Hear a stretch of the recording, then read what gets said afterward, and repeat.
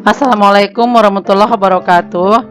Hari ini kita akan belajar mata pelajaran etika profesi. Bersama saya di sini Ibu Irawati SPD. Kali ini adalah pertemuan online pertama kita dalam materi sektor industri jasa. Tentunya Ibu sudah tidak asing lagi dengan yang namanya sektor industri jasa, ya.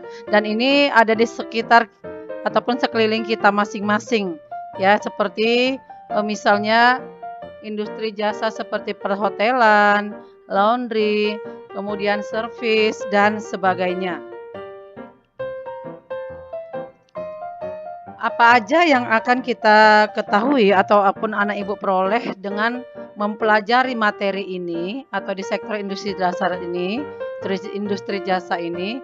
Dalam pengetahuan, anak ibu nanti akan bisa memahami entitas yang termasuk ke dalam sektor industri jasa keuangan dan bidang-bidang usaha serta jenis-jenis kepemilikannya. Secara keterampilan, anak ibu juga bisa melakukan identifikasi entitas yang termasuk dalam sektor industri jasa keuangan dan bidang-bidang usaha serta jenis-jenis kepemilikannya. Indikator pencapaian kompetensi dalam pengetahuan nanti anak ibu bisa, yang pertama bisa mengemukakan pengertian industri, kemudian kedua bisa menjabarkan jenis-jenis industri, ketiga bisa menerangkan sektor industri, dan keempat menentukan tanggung jawab industri. Kemudian dalam hal keterampilan nanti akan bisa juga mengidentifikasi jenis-jenis industri. Tujuan pembelajaran untuk materi ini, ya, melalui pembelajaran mandiri ini, anak ibu nantinya akan bisa menyebutkan pengertian industri jasa, kemudian juga menyebutkan pengertian industri yang digunakan oleh Departemen Perindustrian, juga memilih jenis-jenis industri berdasarkan kegiatan utamanya dengan baik dan benar. Kemudian anak ibu juga bisa menjabarkan jenis-jenis industri berdasarkan SK Menteri Perindustrian dan menjelaskan sektor industri serta menjelaskan tanggung jawab industri dengan baik dan benar. Dan dalam hal ini anak ibu juga dalam belajarnya harus menggunakan jaringan internet. Kemudian selanjutnya kita akan berkomunikasi dan anak ibu juga nanti akan bisa nanti mengidentifikasi jenis-jenis industri. Kita mulai dari pengertian sektor industri jasa, ya. Tadi sebelumnya sudah Ibu jelaskan sekilas, ya, tentang sektor industri jasa. Sektor industri jasa ini tidak asing di lingkungan kita masing-masing, ya. Sektor industri jasa ini sangat familiar dan ini berkaitan sama kehidupan kita sehari-hari. Seperti misalnya ada jasa transportasi yang kita gunakan sebelum berangkat ke sekolah, kemudian ada jasa keuangan, ada jasa hiburan dan sebagainya. Namun sebelum kita lihat sektor industri jasa apa aja yang ada di sekitar kita masing-masing dan bagaimanakah itu, kita lihat dulu pengertian industri menurut Undang-Undang Nomor 5 Tahun 1984, ya. Industri adalah kegiatan mengolah bahan mentah, bahan baku, barang setengah jadi atau barang jadi menjadi barang dengan nilai yang lebih tinggi untuk penggunaannya, termasuk kegiatan rancang bangun dan perekayasaan industri.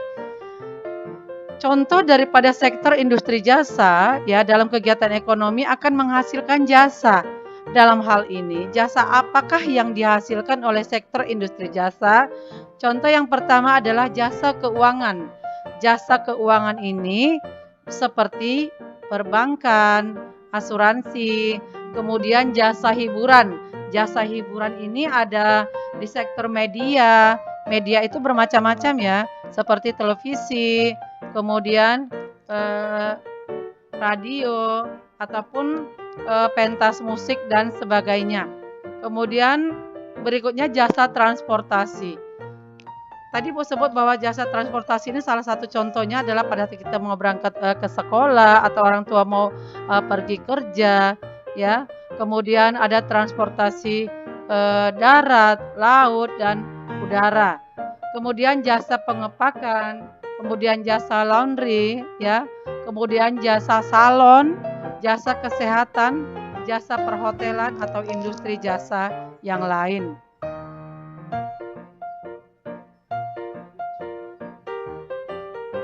Pengertian sektor industri jasa keuangan. Ini tadi yang pertama ya, sektor industri jasa keuangan.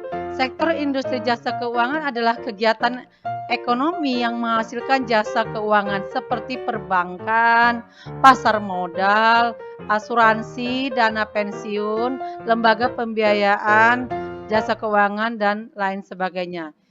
Dalam istilah Undang-Undang RI nomor 21 tahun 2011 tentang Otoritas Jasa Keuangan disebutkan bahwa Otoritas Jasa Keuangan atau OJK adalah lembaga independen dengan bebas campur tangan pihak lain yang mempunyai fungsi, tugas, dan wewenang pengaturan, pengawasan, pemeriksaan, dan penyelidikan sebagaimana dimaksud dalam undang-undang ini.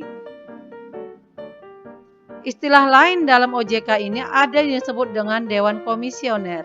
Dewan Komisioner adalah pimpinan tertinggi OJK yang bersifat kolektif dan kolegial. Kemudian istilah lain Kepala Eksekutif adalah anggota Dewan Komisioner yang bertugas memimpin pelaksanaan pengawasan kegiatan jasa keuangan dan melaporkan pelaksanaan tugasnya kepada Dewan Komisioner. Jadi ini di bawah Dewan Komisioner dan bertanggung jawab kepada Dewan Komisioner. Selanjutnya adalah lembaga jasa keuangan, yaitu lembaga yang melaksanakan kegiatan di sektor perbankan, pasar modal, pengasuransian, dana pensiun, lembaga pembiayaan, dan lembaga jasa keuangan lainnya.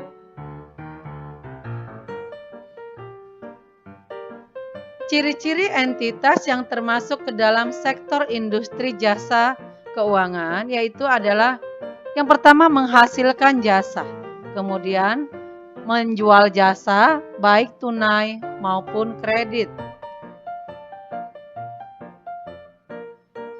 Entitas yang termasuk ke dalam sektor industri jasa keuangan di Indonesia, entitas yang bergerak dalam bidang jasa keuangan dibagi dalam 3 bagian, yaitu nama entitas, bidang usaha, dan kepemilikan. Yang pertama, nama entitas. Berdasarkan nama entitas dalam sektor jasa keuangan adalah yang pertama perbankan, contohnya Bank Indonesia, BRI, BNI, Bank BJB, BCA, Bank Muamalat, dan lain-lain. Kemudian ada pasar modal, contohnya seperti PT Bursa Efek Jakarta. Perasuransian, yaitu seperti asuransi Jiwasraya, asuransi Bumi Putra, dan dana pensiun. Dana pensiun ini meliputi dana pensiun pemberi kerja dan dana pensiun lembaga keuangan. Kemudian juga lembaga pembiayaan, contohnya PT Pembinaan Usaha Indonesia, PT Indonesia Investment International, dan jasa keuangan lainnya seperti Perum Pegadaian. Kedua, bidang usaha. Berdasarkan bidang usahanya, entitas dalam sektor jasa keuangan itu meliputi A. Perbankan, yaitu segala sesuatu yang menyangkut tentang bank, kelembagaan, kegiatan usaha, serta cara dan proses melaksanakan kegiatan usahanya secara konvensional dan syariah. Jadi dalam perbankan ini ada yang disebut istilahnya sebagai bank konvensional, ada juga yang disebut dengan bank syariah. Lebih detailnya sepertinya anak ibu nanti akan belajar ini di perbankan dasar. Kemudian pasar modal. Pasar modal ini yaitu kegiatan yang dimaksud dengan penawaran umum dan perdagangan efek entitas publik yang berkaitan dengan efek yang diterbitkan. Efek itu meliputi surat berharga seperti saham ataupun obligasi. Nantinya ini akan kita pelajari dalam akuntansi keuangan secara detail barangkali di kelas 11. Kemudian perasuransian, usaha perasuransian yang bergerak di sektor usaha asuransi, yaitu jasa keuangan yang dengan menghimpun dana masyarakat melalui pengumpulan premi asuransi, memberikan perlindungan kepada anggota masyarakat. Dana pensiun, badan hukum yang mengelola dan menjalankan program yang menjanjikan manfaat pensiun. Tahu pensiun ya, orang yang sudah berhenti bekerja akibat karena usia. Kemudian lembaga pembiayaan, yaitu badan usaha yang melakukan kegiatan pembiayaan dalam bentuk penyediaan dana atau barang modal. Selanjutnya, lembaga jasa keuangan lainnya seperti Pegadaian, Lembaga Penjaminan Pembiayaan Ekspor Indonesia, entitas pembiayaan sekunder, dan lain-lain. Kemudian kepemilikan. Kepemilikan terbagi atas dua, yaitu pertama entitas jasa keuangan.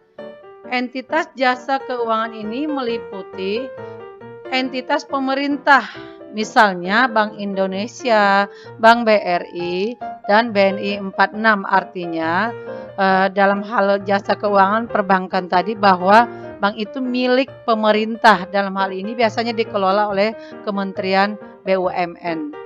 Kemudian entitas swasta, misalnya Bank BCA, Bank Muamalat, dan CIMB Niaga. Artinya bahwa perbankan itu dimiliki dan dikelola oleh swasta. Kemudian entitas asing, misalnya Bank of America, Chase of Manhattan Bank. Artinya bahwa bank ini ada di Indonesia tetapi dimiliki oleh perbankan luar negeri. Kemudian entitas jasa perasuransian meliputi asuransi milik pemerintah seperti PT Asuransi Jiwasraya dan Asuransi Bumi Putra. Kemudian entitas asuransi swasta seperti asuransi prudensial, kemudian asuransi asing, misalnya asuransi Allianz. Demikian belajar online kita hari ini ya. Terima kasih dan tetap semangat untuk anak ibu semua. Billahi taufiq wal hidayah. Wassalamualaikum warahmatullahi wabarakatuh.